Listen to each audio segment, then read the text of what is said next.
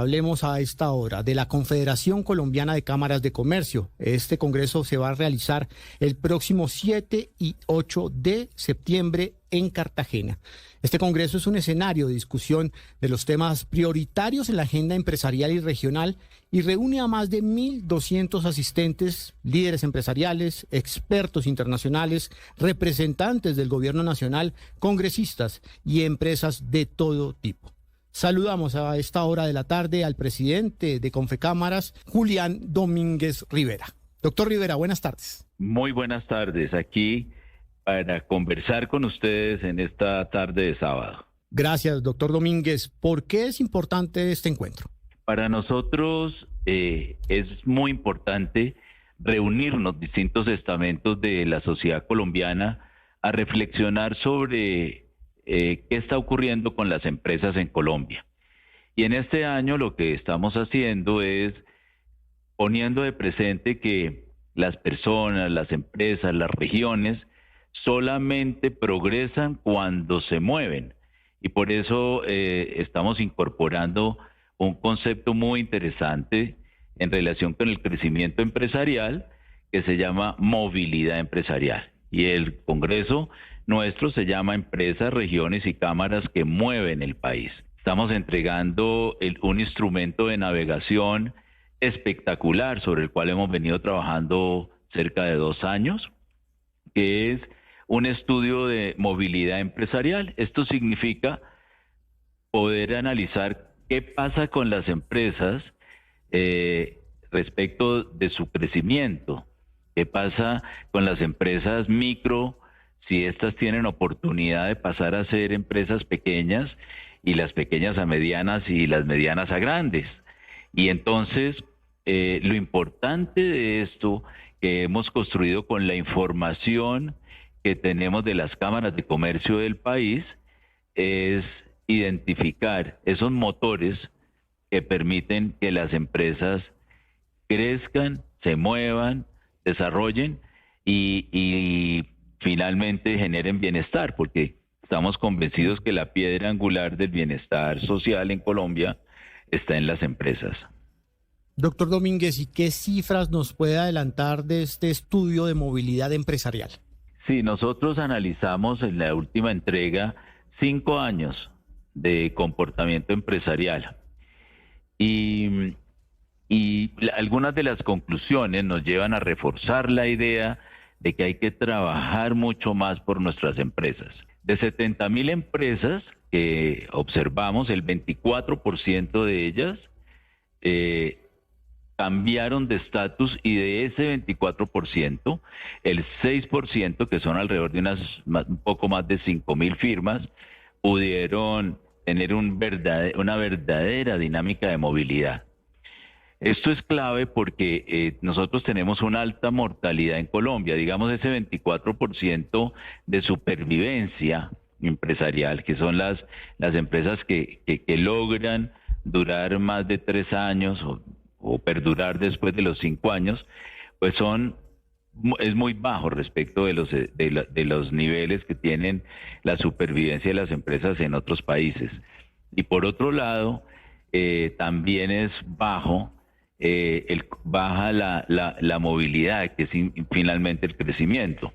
Ahora, los hallazgos que tenemos o las causas eficientes de ese crecimiento realmente es lo que nos apasionan, porque es en lo que hemos venido trabajando desde las cámaras de comercio. Por ejemplo, una empresa informal genera mucho menos empleo que una empresa formal. Una empresa que se agrupa como sociedad, que se organiza, genera en promedio 30 empleos, y una empresa que tiene una organización precaria o que solamente un negocio de una sola persona, pues solamente genera 2.4 empleos. Entonces, ¿qué tenemos que hacer? Precisamente seguir formalizando la actividad empresarial y muchas actividades de la sociedad. Por ejemplo, las empresas que están localizadas en los lugares tradicionales de desarrollo en el país, que son los valles interandinos, Antioquia, Valle, Bogotá y Barranquilla, pues son empresas que evidentemente tienen mayor movilidad. Pero ¿qué pasa con Vaupés? ¿Qué pasa con Guaviare? ¿Qué pasa con la Orinoquía? ¿Qué pasa con los lugares recónditos? Tenemos que procurar que haya empresas sembradas también en esta gran geografía colombiana. Sí. También es muy importante que las empresas vendan a otros mercados. Generalmente nuestras empresas venden para su propia localidad, pero que las empresas abran mercados en otros lugares del país para que vendan, ensanchen su capacidad de llegada con sus productos y en consecuencia sus ingresos. Ese es un punto importante. También buenas prácticas, es decir, una empresa que identifica sus probabilidades de actuar en el mercado en una determinada actividad, tiene mucha mayor posibilidad de éxito que la que entra a hacer ensayo y error, que no sabe hacia dónde va. También ocurre que las empresas que tienen organización, que contabilizan sus costos, que tienen organización contable, son empresas que saben mejor cuál es su situación y reaccionan mucho más rápido y tienen mayor movilidad. Estos son los factores que vamos a entregar en este observatorio, que se convierte en un observatorio dinámico, porque va a ser un observatorio permanente, para que precisamente estemos a la medida de los tiempos, ajustando la actividad de el aporte de las cámaras de comercio a esas empresas, pero también señalándole al gobierno a dónde tiene que ir con sus políticas públicas y evitar así que temas complejos como no tener acceso al crédito. En la pandemia nosotros aprendimos que las empresas se quiebran por la caja, porque no tienen flujos de recursos para atender compromisos como el alquiler de sus locales u otras cosas. Entonces el acceso al crédito es fundamental y estamos trabajando en ayudar a que haya más acceso al crédito con un programa que tenemos que se llama de otorgar garantías mobiliarias, es decir, sobre bienes muebles, que han facilitado muchísimo a multitud de empresas que tengan acceso al crédito. Sí. O formación financiera, pues porque también estamos dando formación financiera para que las empresas aprendan a manejar la manera como se presentan ante el banco con su riesgo crediticio. Doctor Domínguez, se reunieron los gremios con el presidente Gustavo Petro esta semana. Usted participó en este encuentro. ¿Cómo les fue?